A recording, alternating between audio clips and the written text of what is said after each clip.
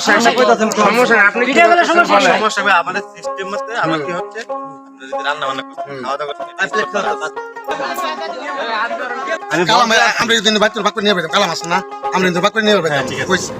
আমরা ইনভাইসিং করছি কিন্তু আমি পরিচিত লোক আছে আমরা ইনভাইসি বুঝেন নাই টাকা তো ওভারছেন আপনি না ভাই আমার কথা আমরা নিশ্চিতভাবে জানি না যে এটা স্পোর্ট